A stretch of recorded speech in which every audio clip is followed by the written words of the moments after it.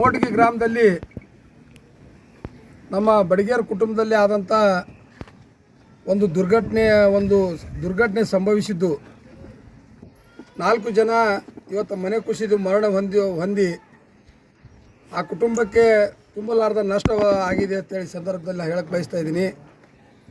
ಈ ಒಂದು ಘಟನೆ ಅವ್ರ ಕುಟುಂಬಕ್ಕೆ ಅಷ್ಟೇ ಅಲ್ಲ, ಇಡೀ ಊರು ಮತ್ತು ಇಡೀ ತಾಲೂಕಿಗೆ ಒಂದು ಆಘಾತಕರವಾದ ಸುದ್ದಿ ಇವತ್ತು ನಮ್ಮ ಸಿಂದಗಿ ಮತಕ್ಷೇತ್ರದಲ್ಲಿ ನಡೆದಿದ್ದು ಅತ್ಯಂತ ವಿಷಾದನೀಯ.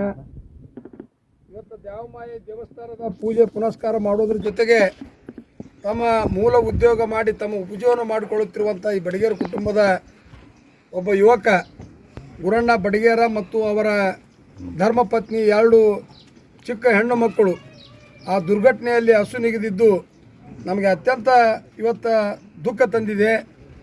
ಈ ಸಂಬಂಧದಲ್ಲಿ ನಿನ್ನೆ ನಡೆದಂಥ ಈ ಘಟನೆಯಲ್ಲಿ ನಮ್ಮ ಸ್ಥಳೀಯ ತಾಲೂಕಿನ ಅಧಿಕಾರಿಗಳು, ನಮ್ಮ ತಹಶೀಲ್ದಾರ್ ಇರ್ಬೋದು, PSI ಇರ್ಬೋದು, DC ಅವರು, AC ಅವರು ಮತ್ತು SP ಅವರು ಎಲ್ಲ ಅಧಿಕಾರಿಗಳು, ಜಿಲ್ಲೆಯ ಎಲ್ಲ ಅಧಿಕಾರಿಗಳು ಬಂದು ಆ ಒಂದು ಘಟನೆ ನಡೆದ ಸ್ಥಳಕ್ಕೆ ಭೇಟಿ ಕೊಟ್ಟು ಆ 4 ಶವಗಳನ್ನು ಹೊರತೆಗೆದು ಸಾಯಂಕಾಲದವರೆಗೆ ಅವರ ಅಂತ್ಯ ಸಂಸ್ಕಾರ ಆಗುವುದರವರೆಗೆ ನಮ್ಮ ಸ್ಥಳೀಯ ಆಡಳಿತ ಕೆಲಸ ಮಾಡಿದ್ದು ಭಾಳ ಶ್ಲಾಘನೀಯ.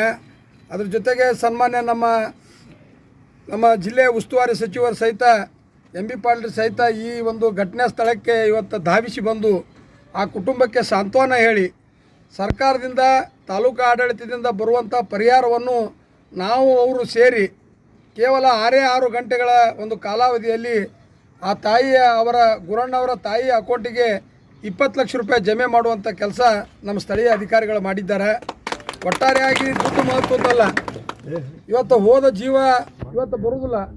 ಆ ಕುಟುಂಬಕ್ಕೆ ಆಧಾರ ಸ್ತಂಭವಾಗಿರುವಂಥ ಇವತ್ತು ಗುರಣ್ಣ ದಂಪತಿಗಳು ಇವತ್ತು ನಮ್ಮನ್ನು ಬಿಟ್ಟು ಅಗಲ್ಯಾರ. ಇನ್ನೂ ಅವರ ಒಂದು ಗಂಡು ಮಗು ಇವತ್ತು ಭಗವಂತ ನಮ್ಗೆ ಉಳಿಸಿ ಹೋಗ್ಯಾನ. ಈ ಮಗು ಈ ಬಡಿಗೇರ ಕುಟುಂಬದ ಮಗು ಅಲ್ಲ, ಇಡೀ ಸಮಾಜದ ಮಗು ಅಂತೇಳಿ ತಿಳ್ಕೊಂಡು ನಾವೆಲ್ಲರೂ ಸೇರಿ ಇವನಿಗೆ ಅತ್ಯುತ್ತಮವಾದ ಶಿಕ್ಷಣ ಕೊಟ್ಟು ಈ ಮನೆತನಿಗೆ ನಾವು ಬೆನ್ನೆಲುಬಾಗಿ ನಿಂತು ಅವರಿಗೆ ಆರ್ಥಿಕವಾಗಿ, ಶೈಕ್ಷಣಿಕವಾಗಿ, ಸಾಮಾಜಿಕವಾಗಿ ನಾವೆಲ್ಲರೂ ಇಡೀ ಊರಿನ ಮಹಾಜನತೆ ಇರ್ಬೋದು, ನಮ್ಮ ಸ್ಥಳೀಯ ಎಲ್ಲ ಮುಖಂಡರು, ತಾಲೂಕಿನ ಎಲ್ಲ ಹಿರಿಯರು ಕೂಡ್ಕೊಂಡು ಈ ಕುಟುಂಬದ ಜೊತೆ ನಾವು ಸದಾಕಾಲ ಇರ್ತೀವಿ. ಇವತ್ತು 20 ಲಕ್ಷ ರೂಪಾಯಿ ಇವತ್ತು ಕರ್ನಾಟಕ ಕೇಂದ್ರ ಸರ್ಕಾರದಿಂದ ಮಂಜೂರಾಗಿ ಈಗಾಗಲೇ ಅವರ ಕುಟುಂಬದ ಒಡತಿಯ ಒಂದು ಅಕೌಂಟಿಗೆ ಜಮಾ ಆಗೈತಿ. ಇವತ್ತು ನಾನು ಸಹಿತ ನಮ್ಮ ತಂದೆಯವರಾದ MC ಮನಗೂಳಿಯವರ ಪ್ರತಿಷ್ಠಾನದ ವತಿಯಿಂದ ನಮ್ಮ ತಂದೆಯವರಾದ ದಿವಂಗತ MC ಮನಗೂಳಿಯವರ ಹೆಸರಿನಲ್ಲಿ ನಾವು ಒಂದು ಪ್ರತಿಷ್ಠಾನ ಇವತ್ತು ಪ್ರಾರಂಭ ಮಾಡಿದ್ದೀವಿ. ಇಂಥ ದುರ್ಘಟನೆಗಳು ಸಂಭವಿಸಿದಾಗ ನಾವು ಏನೇ ಅಲ್ಲಿ ಸಹಾಯ ಮಾಡಬೇಕು ಸಮಾಜಕ್ಕೆ ಅನ್ನೋ ನಿಟ್ಟಿನಲ್ಲಿ ಒಂದು ಉದ್ದೇಶ ಇಟ್ಕೊಂಡು ಆ ಸ್ಥಾಪನೆ ಮಾಡಿದ ಪ್ರತಿಷ್ಠಾನದ ವತಿಯಿಂದ ನಾನು ಆ 1 ಲಕ್ಷ ರೂಪಾಯಿ ಅವ್ರ ಮನೆತನಕ್ಕೆ ಕೊಡು ಮಾಡುವಂಥ ಕೆಲಸ ನಾನು ಮಾಡಿದ್ದೀನಿ. ಇವತ್ತು ಊರಿನ ಹಿರಿಯರು, ಯುವ ಮಿತ್ರರು ನಿನ್ನೆ ಇಡೀ ದಿನ ಈ ಒಂದು ದುರ್ಘಟನೆ ಸಂಭವಿಸಿದ ಸ್ಥಳದಲ್ಲಿ ಇದ್ದು ಸಾಯಂಕಾಲದವರೆಗೆ ಆ ಕುಟುಂಬದ ಜೊತೆ ಸಾಂತ್ವನ ಹೇಳೋದ್ರ ಜೊತೆಗೆ ಇವತ್ತು ಉಳಿದಂಥ ಎಲ್ಲ ಕಾರ್ಯಗಳನ್ನು ಮಾಡಿರುವಂಥ ಸ್ಥಳೀಯ ಮೋಟಗಿ ಗ್ರಾಮದ ಎಲ್ಲ ಗುರಿ ಹಿರಿಯರಿಗೆ, ಯುವ ಮಿತ್ರರಿಗೆ ನಾವು ಅಭಿನಂದನೆಗಳನ್ನು ಈ ಸಂದರ್ಭದಲ್ಲಿ ಸಲ್ಲಿಸಬೇಕಾಗ್ತದೆ. ಒಟ್ಟಾರೆ ಇವತ್ತು 4 ಜೀವಗಳು ನಮ್ಮ ಬಿಟ್ಟು ಹೋಗ್ಯಾವ. ಭಗವಂತ ಅವರಿಗೆ ಅಷ್ಟೇ ಆಯುಷ್ಯ ಕೊಟ್ಟಿದ್ದ. ಅವ್ರ ಮಗುವಿಗೆ ನಮ್ಮ ಜೊತೆ ಬಿಟ್ಟು ಹೋಗ್ಯಾನ. ಅವ್ರ ಮಗುವಿನ ರಕ್ಷಣೆ ಮಾಡೋದಕ್ಕೋಸ್ಕರ ನಾವೆಲ್ಲರೂ ಮುಂದಿನ ದಿನಮಾನಗಳಲ್ಲಿ ಕಾರ್ಯಗತ ಮಾಡ್ತೀವಿ ಅಂತೇಳಿ ಸಂದರ್ಭದಲ್ಲಿ ನಾನು ಹೇಳಕ್ಕೆ ಬಯಸ್ತಾ ಇದ್ದೀನಿ.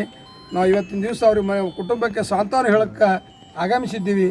ಅವ್ರ ತಾಯಿಗೆ, ಅವರ ತಮ್ಮನಿಗೆ, ಅವರ ಸೋದರಿಯರಿಗೆ ಧೈರ್ಯ ತುಂಬಿ ಅದ್ರ ಜೊತೆಗೆ ಅವ್ರ 4 ಜನರಿಗೆ ಆತ್ಮಕ್ಕೆ ಶಾಂತಿಯನ್ನು ಈ ಸಂದರ್ಭದಲ್ಲಿ ನಾವು ಕೋರ್ತಾ ಇದ್ದೀವಿ. ಸರ್, ಇವತ್ತು KRS ಪಕ್ಷದವರು ಒಂದು ಮನವಿ ಕೊಟ್ಟಿದ್ದಾರೆ ಸರ್ಕಾರಕ್ಕೆ. ಅಂದರೆ ಈಗೇನು ಪರಿಹಾರ ಕೊಟ್ಟಿದ್ದೀರಿ ಆ ಕುಟುಂಬಕ್ಕೆ, ಸ್ವಲ್ಪ ಅದು ಮೊತ್ತ ಕಡಿಮೆ ಆಗ್ತದೆ, ಇನ್ನೂ ಹೆಚ್ಚಿನ ರೀತಿಯಲ್ಲಿ ಅವರಿಗೆ ಕನಿಷ್ಠ ಆದರೂ ಒಂದು 50ರಿಂದ 60 ಲಕ್ಷ ರೂಪಾಯಿ ಕೊಟ್ಟರೆ ಸರ್ಕಾರಕ್ಕೆ ಅದನ್ನು ಗಮನ ಕೊಡಬೇಕಂತ ತಹಸೀಲ್ದಾರ್ ಮುಖಾಂತರ ಮನವಿ ಕೊಟ್ಟಿದ್ದಾರೆ ಸರ್. NDRF ಗೈಡ್ಲೈನ್ಸ್ ಮತ್ತು SDRF ಗೈಡ್ಲೈನ್ಸ್ ಪ್ರಕಾರ ಪರಿಷ್ಕೃತ ಗೈಡ್ಲೈನ್ಸ್ಗಳಿವು 2001ರಾಗ ಒಂದು ಇದು ಗೈಡ್ಲೈನ್ಸ್ ಮಾಡಿದ್ರು. ಅದಾದ ನಂತರ 2018ರಾಗ ಒಂದು ತಿದ್ದುಪಡಿ ಆಗ್ಯದ, 2014ರಾಗ ಒಂದು ತಿದ್ದುಪಡಿ ಆಗ್ಯದ. ಆ ಗೈಡ್ಲೈನ್ಸ್ ಪ್ರಕಾರ $1 ರೂಪಾಯಿ ಕಮ್ಮಿ ಕೊಟ್ಟಿಲ್ಲ. ಸರ್ಕಾರದ ಏನು ಕೇಂದ್ರ ಸರ್ಕಾರದ್ದು, ರಾಜ್ಯ ಸರ್ಕಾರದ್ದು ವಂತಿಗೆ ಹಣ ಏನದು ಗೈಡ್ಲೈನ್ಸ್ ಪ್ರಕಾರ ಐತಿ, ಆ ಗೈಡ್ಲೈನ್ಸ್ ಪ್ರಕಾರ 5 ಲಕ್ಷ ರೂಪಾಯಿ ಇಂಥ ದುರ್ಘಟನೆ ಸಂಭವಿಸಿದಂಥ ಒಂದು ಸ್ಥಳಗಳಲ್ಲಿ, ವ್ಯಕ್ತಿಗಳಲ್ಲಿ ಪರಿಹಾರ ಕೊಡಬೇಕಂತೇಳಿ ಸರ್ಕಾರ ಗೈಡ್ಲೈನ್ಸ್ ಪ್ರಕಾರ ಅವ್ರಿಗೆ ಏನದ ಇವತ್ತು ಪರಿಹಾರ ಮುಡಿಸುವಂಥ ಕೆಲಸ ಮಾಡೈತಿ. ಸರ್, ಮಗುವಿನ ಎಜುಕೇಷನ್ ಸಂಬಂಧಪಟ್ಟಂಗೆ ಏನು ಸರ್ ಮಗುವಿನ ಎಜುಕೇಷನ್ ಸಂಬಂಧ ಸನ್ಮಾನ್ಯ MB ಪಾಟೀಲ್ರು, ನಾನು, ಸ್ಥಳೀಯ ಎಲ್ಲ ನಮ್ಮ ಹಿರಿಯರು ಆ ಮಗುವಿನ ಒಂದು ಅತ್ಯುತ್ತಮವಾದ ಶಿಕ್ಷಣ ಪಡೆಯೋದ್ರ ಜೊತೆಗೆ ಅವ್ರ ಮನೆತನಕ್ಕೆ ಇನ್ನೂ ಹೆಚ್ಚಿನ ಆರ್ಥಿಕ ಸಹಾಯ ಮಾಡುವ ನಿಟ್ಟಿನಲ್ಲಿ ನಾವೆಲ್ಲರೂ ಪ್ರಾಮಾಣಿಕವಾದ ಪ್ರಯತ್ನ ಮಾಡ್ತೀವಿ.